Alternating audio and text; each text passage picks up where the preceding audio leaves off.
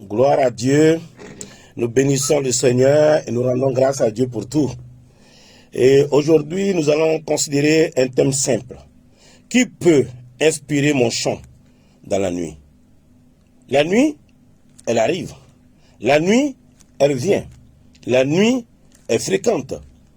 Et parfois dans nos vies, il fait nuit.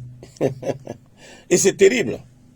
Quand ces moments-là arrivent, quand ces temps-là arrivent, il y a des instants de nos vies où nous pouvons constater les ténèbres. Et en même temps, du coup, on ne sait pas ce qu'on va faire véritablement. Et un passage que j'aimerais lire avec vous, c'est Cantique des Cantiques au chapitre 3, le verset 1. Il dit, sur ma couche, pendant les nuits, j'ai cherché celui que mon cœur aime. Je l'ai cherché et je ne l'ai point trouvé. Et un deuxième passage, c'est le psaume 137, verset 1 à 3. Il dit, sur les bords des fleuves de Babylone, nous étions assis et nous pleurions, en nous souvenant de Sion. Au sol de la contrée, nous avions suspendu nos harpes. Là, nos vainqueurs nous demandaient des chants et nos oppresseurs de la joie. Chantez-nous quelques-uns des cantiques de Sion. Mes amis, il y a des moments où nous n'avons pas envie de chanter. Oh, on ne comprend plus comment marchent les mélodies. On ne comprend plus comment marchent les notes. On ne comprend plus rien. Il y a des moments très difficiles.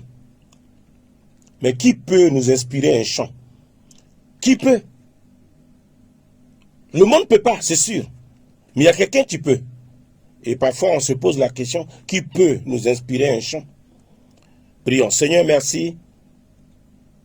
Merci de nous faire du bien ensemble dans ta parole. Bénis quelqu'un, touche le cœur de quelqu'un, relève une âme, donne la vie. Merci encore de nous faire du bien ensemble. Au nom de Jésus. Amen.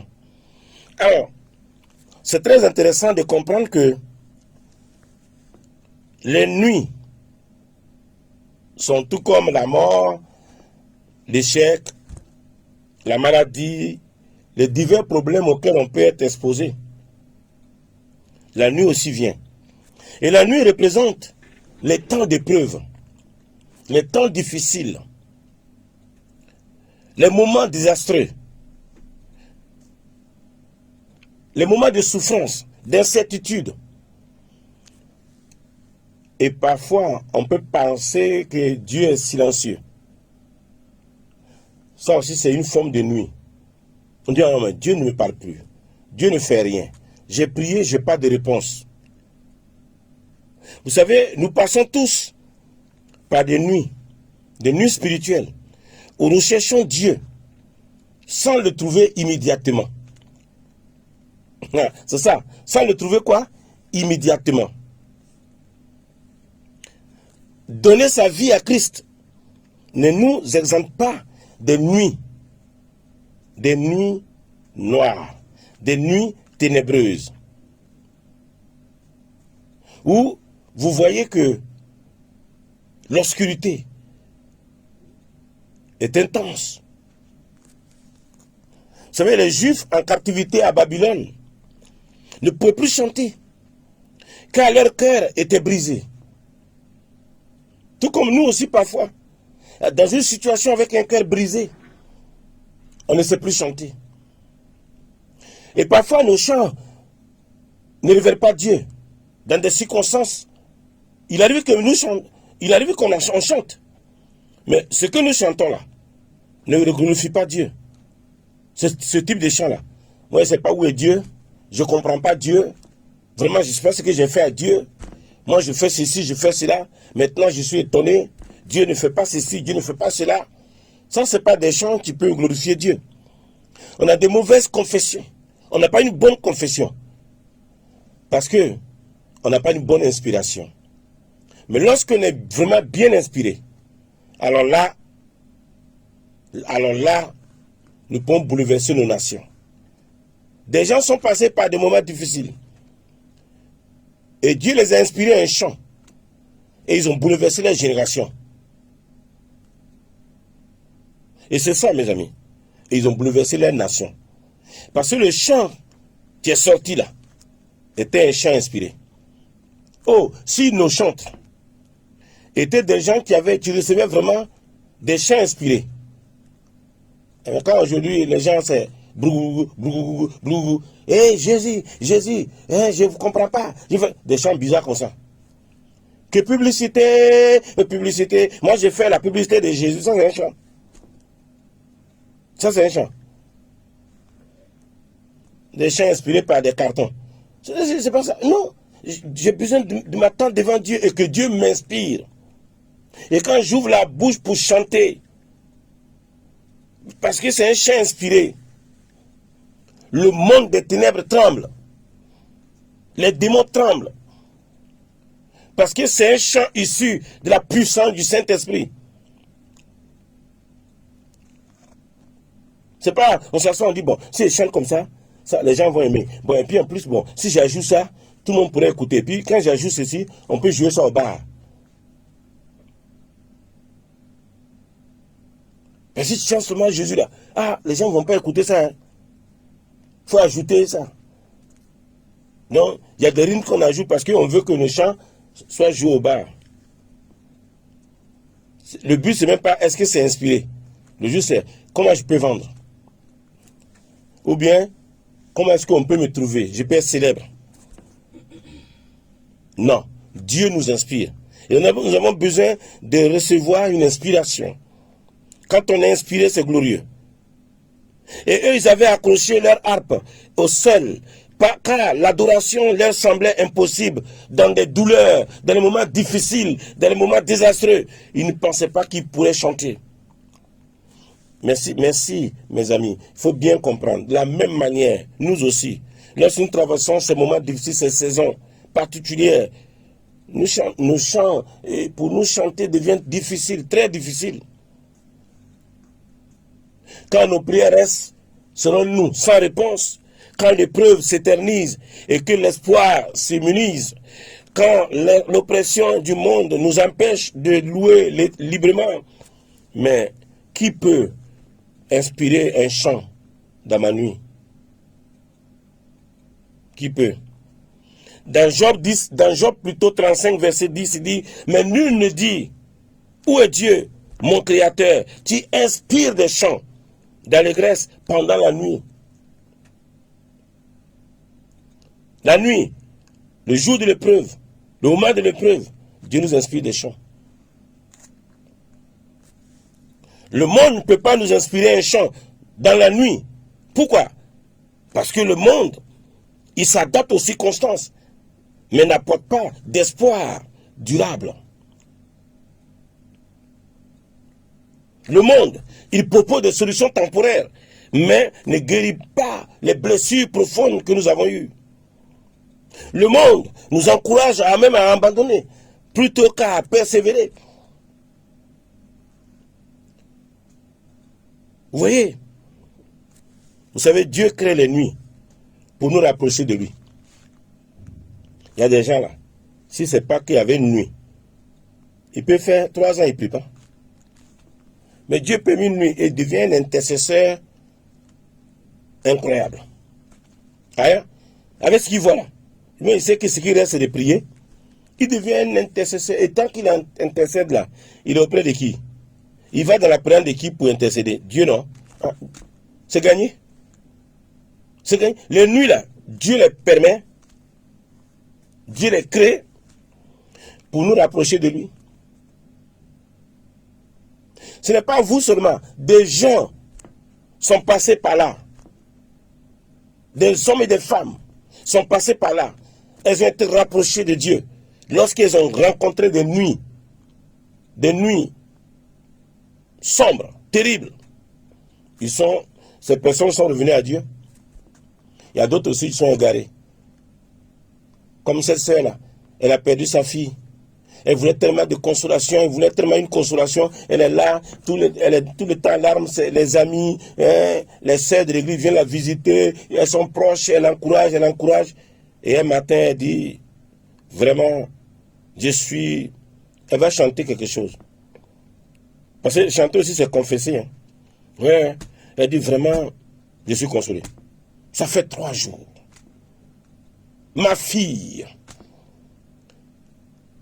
est venue dans un songe. Et elle m'a parlé. Elle m'a montré que, non, elle est bien là où elle est. Quand j'ai vu ma fille dans ce songe, mon cœur a été consolé.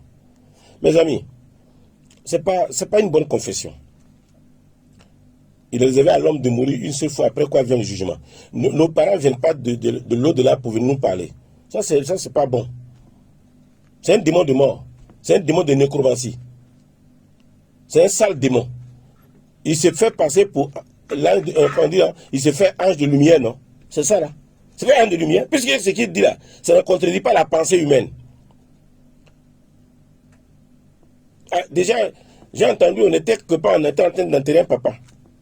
Et l'homme de Dieu qui était là, tu dis au maman là, ah vraiment, ne pensez pas qu'il est parti, il est dans la cour. Hein. Et s'il vient, qu'il trouve que vous bagarrez, il ne sera pas content. Ça c'est quoi ça? Ça c'est la tradition. Ça n'a rien à voir avec la Bible. Vous voyez, parfois on est dans quelque chose qui n'a rien à voir avec la Bible et on pense qu'on doit garder ça. Et puis, dans une famille, un enfant est décédé, mais il y a un petit-fils qui est né et le petit-fils, on dit que non, il ressemble à celui qui est mort là. Donc, c'est celui qui est mort là qui est revenu. C'est pas chrétien. L'Église ne croit pas, les enfants de Dieu ne croient pas à la réincarnation. Excusez-moi, hier, il y a une mouche qui est tombée dans mon café. Donc, comme ça, là, j'ai interrompu la réincarnation de quelqu'un comme ça. Si c'est ça.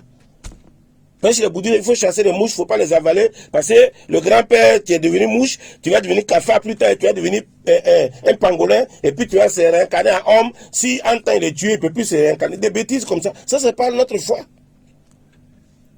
Il est mort, il est revenu. Ça, ce sont des faux chants. On ne chante pas ces choses-là. Nous chantons la vérité. Nous disons la parole de Dieu. C'est pas la peine. Et puis, il y a des frères qui sont là, quand ils voient des trucs comme ça, ils disent, ah, voilà, Dieu est souverain. Dieu est souverain dans ça, là. Réincarnation. Démon qui vient te parler dans un rêve, et Dieu est souverain. Non, mon frère. Il y a des choses, quand c'est pas biblique, là, c'est pas Dieu, point. Que cherchez votre consolation ailleurs, dans la parole de Dieu, dans les Écritures. Seules les Écritures, ça doit être comme ça dans notre tête. Et ça doit sonner fort. Fort. Fort. Alors, Ésaïe 42, verset 19. Ésaïe 42, verset 19. Il dit, mais qui est aveugle? Sinon mon serviteur. Et sourd, comme mon messager que j'envoie. Qui est aveugle? Comme l'ami de Dieu. Aveugle, comme le serviteur de l'Éternel. Mes amis, c'est ça. Ésaïe 42, verset 19. C'est ça, mes amis. L'homme de Dieu, le serviteur de Dieu est aveugle. Le serviteur de Dieu est sourd. Et vous voyez, Dieu, pourquoi Dieu permet-il ces nuits sombres où on ne voit pas? Pourquoi Dieu permet ça? Où on ne voit pas? Il parle, mais qui est aveugle comme mon serviteur? Sinon mon serviteur plutôt. Et comme mon messager que j'envoie. Pourquoi nos yeux doivent rester fixés sur lui et lui seul? Parce que simplement, comme il fait sombre, comme c'est la nuit, on ne peut plus voir quelqu'un d'autre. On regarde à Jésus. Il permet ces nuits pour que nous puissions regarder à lui et à lui seul. Il permet ces nuits pour que nous puissions apprendre à écouter sa voix au-delà du bruit du monde. Il permet ces nuits pour révéler des choses cachées qui ne peuvent être discernées qu'en pleine obscurité. Mes amis, on a l'exemple biblique. Isaac et Jacob. Ils sont devenus aveugles à la fin de leur vie. Mais cela ne les a pas empêchés de voir dans l'esprit et de bénir leurs descendants. Oui. Samson, après avoir été aveuglé par ses ennemis, a retrouvé sa force spirituelle et il a accompli sa mission ultime. Dans Juge 16, verset 28 à 30. Mes amis, parfois il faut être privé de la vue physique pour voir avec les yeux du cœur. Et des gens ont pu voir. Des gens ont pu voir. Et c'est glorieux. Mes amis, Dieu agit puissamment dans la nuit. Dans votre nuit, dans ma nuit, notre Dieu agira puissamment. Et c'est ça qui est glorieux. Exode 12, verset 31. Exode 12, verset 31. Dans la nuit même, Pharaon appela Moïse. Et il leur dit, Moïse et Aaron, il leur dit, levez-vous, sortez du milieu de mon peuple, vous et les enfants d'Israël. Allez, servez l'Éternel comme vous l'avez dit. C'était la nuit de la délivrance d'Israël. C'est la nuit que cette délivrance a eu lieu. C'est la nuit que Paul et Silas ont chanté et que les chaînes ont été brisées. Mes amis, il y a tellement d'exemples bibliques de miracles nocturnes. Jacob a lutté avec Dieu pendant la nuit et il a reçu un nouveau nom. Genèse 32, le verset 24 à 28. C'était la nuit. Les Israélites ont été libérés de l'Égypte durant la nuit. Paul et Silas ont chanté en prison à minuit et les portes de la prison se sont ouvertes. Dans Acte 16, versets 25 et 26. La nuit.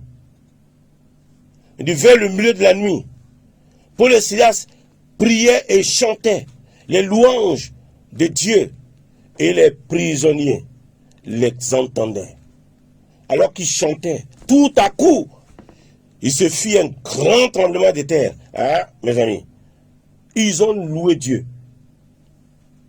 Ils ont loué Dieu. Ils ont chanté Dieu. Et le mot qui sont utilisés, le mot hébreu qu'on peut rattacher à ici, chanter là, c'est le mot Teïla. Ils ont Teïla Dieu. Ce n'est pas des cantiques qu'on projetait sur un écran et puis chacun était là. Debout, Saint-École. Tu vois ça? On a projeté quoi? Non! Et pour les Seigneurs, on dit, mais coupez ça à nous, coupez ça! Arrêtez! Pas de projection de mots au tableau. Et ils ont commencé à chanter dans leurs propres mots des paroles inspirées.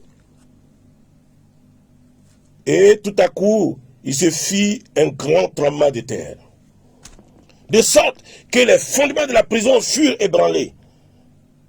Et au même instant, toutes les portes s'ouvrirent et les liens de tous les prisonniers furent rompus. Hein? Ça, c'est Teïla Dieu. Teïla Dieu, c'est avoir spontanément des paroles inspirées qu'on chante à Dieu. Ce n'est pas cantique qu'on connaissait. Tu dis un vieux cantique que peut-être les nouvelles personnes ne connaissent pas, mais il y a des vieux chrétiens qui connaissent. Non, ça, ce n'est pas Teïla, mon frère. Je ne sais pas aussi c'est qu'on met au tableau. Mais ce qui vient d'une inspiration divine. Ils ont chanté. La nuit n'est pas la fin, mais le début d'un miracle. Votre nuit et ma nuit n'est pas la fin. Ta nuit n'est pas la fin. Non, mais le début d'un miracle. Quand vous voyez des situations difficiles, comprenez qu'il y a un miracle qui est en train de prendre place. L'enfant de Dieu doit comprendre ça. Dieu nous donne un chant nouveau. Dans le psaume 40, verset 3, il a mis dans ma bouche un cantique nouveau, une louange à notre Dieu. Beaucoup le verront et auront de la crainte.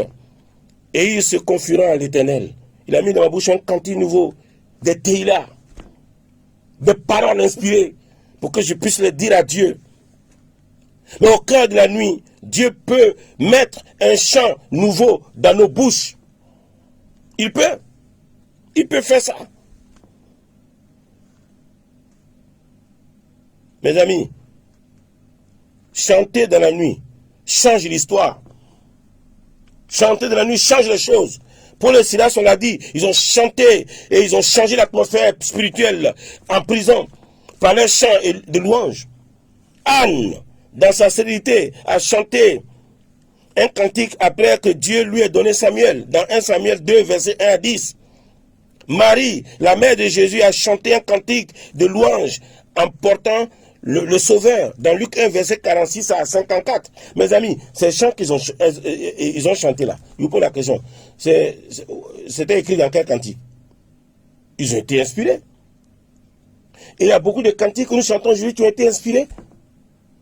Bien sûr. C'est pas vos trucs là. Hein. On tape sur main et les gens sont là. Quand tu vois les gens danser, hein, les anges disent allons à la maison.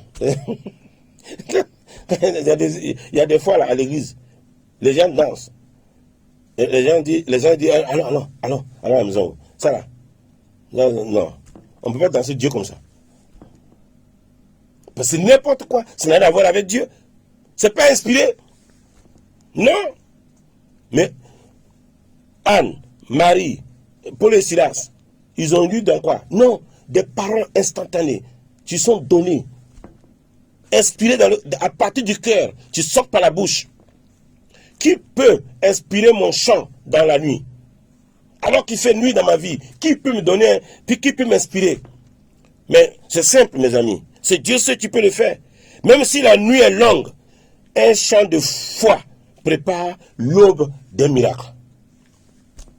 C'est ça, mes amis. Mes amis, c'est très important. Qui inspire mon chant dans la nuit? Dans Habakkuk 3, versets 17 à 18.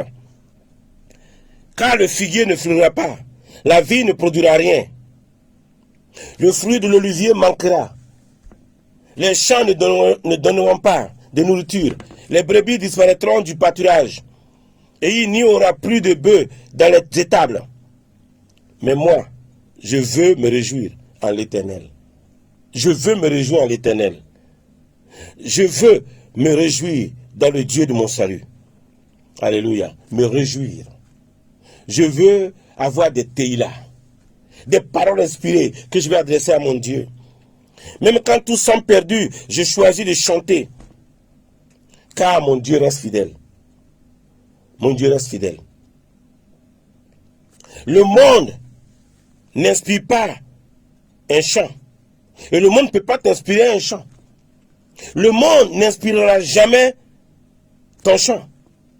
Tes circonstances ne détermineront pas ta louange. Seul Dieu peut t'inspirer un chant nouveau. Il peut t'inspirer un chant nouveau. Mes amis, on a besoin de croire Dieu. Et Dieu le fait. Et Dieu agit encore aujourd'hui. Il le fait. Il le fait. Il a fait avec plusieurs. Et il le fait aussi avec toi. C'est bien de comprendre comment ton Dieu est puissant. Et il est capable de faire les choses. C'est merveilleux. C'est glorieux. C'est puissant. Et moi, j'aime ça. J'aime regarder à Dieu. Regarde à la parole de Dieu. Il y a des gens. Il y a des gens. Ils ont connu aussi des nuits. Je peux penser à Joseph.